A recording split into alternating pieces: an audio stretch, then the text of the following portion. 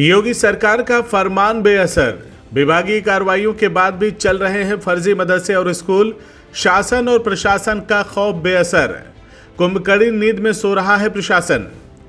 उत्तर प्रदेश के मुख्यमंत्री योगी आदित्यनाथ ने मदरसों के आधुनिकीकरण के साथ साथ प्रदेश भर में मदरसों के पंजीकरण तथा उनकी वैधता के जांच के भी आदेश दिए थे, जिसमें प्रदेश भर में मदरसों की जांच की गई। कई कार्रवाई की जद में आ गए, कई पर तलवार लटक रही है। इसी क्रम में आजमगढ़ जिले में भी 313 मदरसों की जांच की गई, जिसमें 219 मदरसे केवल कागजों पर ही चलते मिले थे और जमीन पर नदारत थे। लेकिन अब अदालत के फैसले से फर्जी मदरसा संचालकों की मुसीबत बढ़ गई है। निदेशालय का आदेश मिलते ही जिला अल्पसंख्यक कल्याण विभाग फर्जी मदरसा संचालकों के विरुद्ध एफआईआर दर्ज कराएगा। इन सबके बीच आजमगढ़ जिले के लालगंज क्षेत्र के नारायणपुर नेवादा में अलग ही मंजर देखने को मिल रहा है।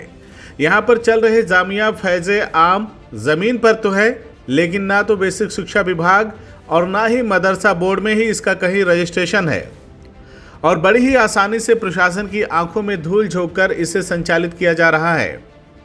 बता दें कि साल 1974-75 में क्षेत्र के मास्टर सगीर अहमद ने अब्बास मुस्लिम एजुकेशनल सोसाइटी बनाकर 9 गांव और कस्बों के जनसहयोग से 5 बीघा जमीन खरीदकर क्षेत्र के बच्चों के आधुनिक शिक्षा के लिए फैज़े आम जूनियर हाई स्कूल बनाया। ये उस दौर की कहानी है जब खास करके मुस्लिम समुदाय के बच्चों के लिए कोई बड़ा स्कूल नहीं था। ऐसे समय में 9 गांव व कस्बे, जिनमें कटौली कलान, कटौली खुर्द, दौना, बैरीडी, सलहरा, बसाहीन, इकबालपुर, बनारपुर, लालगंज, देवगांव के लोगों ने जमकर मदद भी की। सगीर अहमद का मुस्लिम बच्चों के एजुकेशन का सपना एक राह पकड़ चुका था। इसी दौरान 1998 में स्कूल में अंबेडकर नगर जिले के निवासी मौलाना हबीबुर रहमान को सगीर अहमद बतौर अध्यापक लेकर आए। वो स्कूल की देखरेख भी करते थे। उम्र बढ़ने के साथ साथ ही सगीर अहमद स्वास्थ्य कारणों से स्कूल में पहले जैसा दखल नहीं दे पा रहे थे, या यूं कहें कि स्कूल की सारी बागडोर मौलाना हबीबुर रहमान ने अपने हाथों में ले लिया। आगे चलकर मौलाना हबीबुर रहमान ने फैज़े आम जूनियर हाई स्कूल को धीरे धीरे मदरसे की शक्ल देना शुरू किया। क्षेत्र के लोगों को धार्मिक रूप से प्रेरित करते हुए फैज़े आम जूनियर हाई स्कूल को पूरी तरह से मदरसे में बदल दिया और नाम रखा जामिया फैज़े आम। इस बात को लेकर अब्बास मुस्लिम एजुकेशनल सोसाइटी के लोगों ने बराबर हस्तक्षेप कर विरोध जताया, लेकिन मौलाना हबीबुर रहमान नहीं माने। इसी बीच विगत 13 मई को मौलाना हबीबुर रहमान पर गंभीर और शर्मनाक आरोप लगा, जिसमें स्थानीय प्रशासन ने बच्चियों के वॉशरूम से सटे मौलाना के एक कमरे में ताला बंद कर दिया। विवाद गहराया तो अब्बास मुस्लिम एजुकेशन सोसाइटी के जिम्मेदारों ने उपजिलाधिकारी को प्रार्थना पत्र देकर कार्रवाई की मांग की। इस प्रार्थना पत्र में मौलाना हबीबुर रहमान पर अब्बास मुस्लिम एजुकेशनल सोसाइटी के जिम्मेदारों ने वित्तीय गड़बड़ी का आरोप लगाया और कहा कि आज तक इन्होंने कोई भी हिसाब किताब अब्बास मुस्लिम एजुकेशनल सोसाइटी को नहीं दिया। सोसाइटी के लोगों ने मदरसे के धन का दुरुपयोग और मौलाना हबीबुर रहमान के चरित्र पर भी सवाल खड़ा किया, जिसकी वजह से तहसील प्रशासन ने बच्चियों के वॉशरूम से सटे मौलाना के एक कमरे में ताला बंद कर दिया। सोसाइटी के लोगों ने इन्हीं सब गड़बड़ियों का आरोप लगाते हुए मौलाना हबीबुर रहमान को स्कूल से हटाने की मांग किया है, जिसमें प्रशासन की जांच में जब मौलाना से साक्ष्य मांगा गया तो वह देने में नाकाम रहे। हामिद अली एडवोकेट, उप प्रबंधक, अब्बास मुस्लिम एजुकेशनल सोसाइटी, देवगांव, लालगंज, आजमगढ़। क्या मामला चल रहा है, कैसा विवाद चल रहा है? हम लोग अभी यहाँ अब्बास मुस्लिम एजुकेशनल सोसाइटी के संबंध में यहाँ हम लोग बैठ कर के आपस में कुछ बातचीत कर रहे थे कि उस अब्बास मुस्लिम एजुकेशनल सोसाइटी जो सन 74-75 में एक संस्था सोसाइटी कायम हुई और हमारे जो संस्थापक प्रबंधक थे या सब कुछ करता धरता थे मास्टर सगीर साहब, उनके इंतकाल के बाद उनके बड़े लड़के जो शमीम साहब हैं वो उसके प्रबंधक हैं। और हम लोग इस बात की कोशिश किए थे, मास्टर सगीर साहब या उस नीयत से वहाँ एक स्कूल कायम किया गया था जिसका नाम था फैज़े आम हायर सेकेंडरी स्कूल, और काफ़ी दिनों तक वो स्कूल चलता रहा। बीच में आज से 15-20 वर्ष पहले मास्टर सगीर साहब जो हमारे संस्थापक प्रबंधक थे, उन्होंने सोचा कि कुछ यहाँ दीनी इदारे भी चलाए जाएं, और उसी नज़रिए से हबीबुर रहमान साहब जो अम्बेडकर नगर के रहने वाले हैं वो आ गए, और आने के बाद मदरसा वहाँ जो कायम हुआ, और बराबर जब तक मास्टर सगीर साहब ज़िंदा थे हम लोगों को लेकर के जाते थे वहाँ, और ये कहते थे कि भाई इसमें जो सीबीएसई बोर्ड है, यूपी बोर्ड है, और मदरसा भी चलना चाहिए, लेकिन यूपी बोर्ड और सीबीएसई बोर्ड की भी तालीम होनी चाहिए। लेकिन कभी भी हबीबुर रहमान साहब जो है मैनेजमेंट को, प्रबंध समिति को और सोसाइटी को कभी उन्होंने विश्वास में नहीं लिया, और कभी उनसे कोई राय मशवरा नहीं लिया, बल्कि वो मनोमानी ढंग से अपना वो इदारा जो रजिस्टर्ड भी नहीं है, और वो कहीं और जगह से प्राइमरी के किसी दूसरे मदरसे से बच्चों का इम्तिहान वगैरह दिलवाते हैं। और इस दरमियान बीच में हम सब लोगों ने कोशिश किया कि भाई आप इदारे को छोड़ दीजिए, जब आपको प्रबंध समिति नहीं चाहती, इलाका नहीं चाहता, सोसाइटी नहीं चाहती, और हमारी सोसाइटी के नाम 5 बीघा ज़मीन है, और उस पर जो कायम इमारत है, बिल्डिंग है, वो हमारे अब्बास एजुकेशनल सोसाइटी की है, और पूरी प्रबंध समिति ये चाहती है कि वो हमारा इदारा, हमारी जो बिल्डिंग है, हमारी जो ज़मीन है, उससे वो हटें, जाएं, कहीं जाएं। वो तो कुछ मानने के लिए तैयार नहीं है, और बार बार कहा जा रहा है कि भाई आप हमारी ज़मीन को और हमारी बिल्डिंग को आप खाली कर दीजिए, ताकि हम लोग जैसे। शिकायत आपने कहीं किया?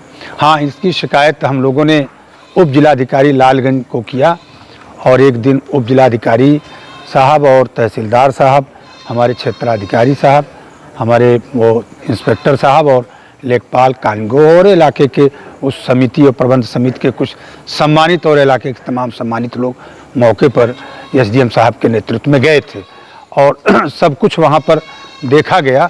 बल्कि वहाँ पर एक हबीबुर रहमान साहब ने एक आरामगाह बनाया था, जो देखने से ठीक नहीं लग रही थी। अगर बच्चियाँ वहाँ तालीम हासिल करती हैं तो बच्चियों के बिल्कुल बगल में एक आरामगाह, जबकि ऑफिस ऑलरेडी वहाँ है, उनका आवास भी बगल में है। तो गए थे, और उसकी जांच भी चल रही है, और हम लोग कानूनी तरीके से भी मांग कर रहे हैं। आरामगाह से क्या मतलब है आपका? आरामगाह से मतलब ये है कि बच्चियों का वहाँ तालीम हासिल हो रही है, आप बगैर वहीं आरामगाह बनाए हैं। तो हम सब लोगों को बहुत ही शंका हुई कि ये बात ठीक नहीं, गैर मुनासिब है कि एक मर्द बगल में वहाँ एक बाथरूम, उसका दरवाज़ा, फिर उस बाथरूम का दरवाज़ा बच्चियाँ जहाँ पढ़ती हैं वहाँ तक जाए, ये मुनासिब नहीं है। तो उस वक्त वहाँ मौजूद हमारे अधिकारीगण ने कहा कि नहीं, इस आरामगाह में ताला बंद कर दीजिए, इसमें तो किसी को जी ताला बंद है, इसमें किसी के आने जाने की ज़रूरत। जो आशंका है आपके मन में, जिस वजह से ताला बंद हुआ, उसको लेके उससे मुतालिक कभी कोई शिकायत सामने आई है?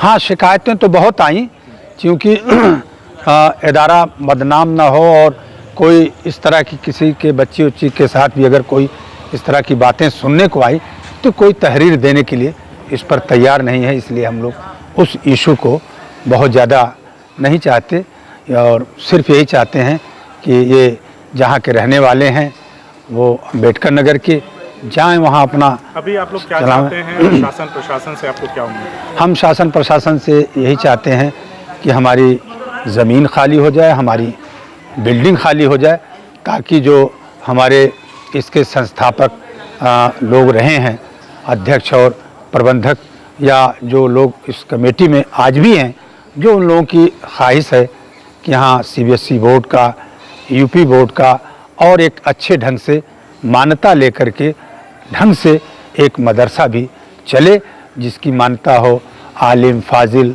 हिफ्ज़ और तमाम चीज़ों की एक तरीके से, जैसे अवामुन्नास का, आम जनता का जो सहयोग मिलता है, और उस सहयोग से आम जनता को, आवाम को यकीन में लेकर के उस इदारे को चलाया जाए, यही हम सब लोग चाहते हैं।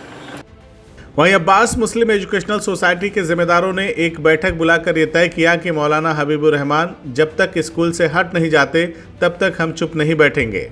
अब्बास मुस्लिम एजुकेशनल सोसाइटी के सदस्य शहजाद आलम ने बताया कि मौलाना हबीबुर रहमान के पास ना तो कोई नियुक्ति पत्र है और ना ही सोसाइटी में ही उन्हें किसी जगह पर रखा गया है।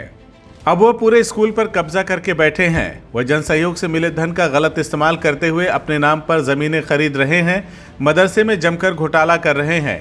हम चाहते हैं कि जैसा उत्तर प्रदेश सरकार की गाइडलाइंस है उसके आधार पर हम यहाँ पर स्कूल को संचालित करें।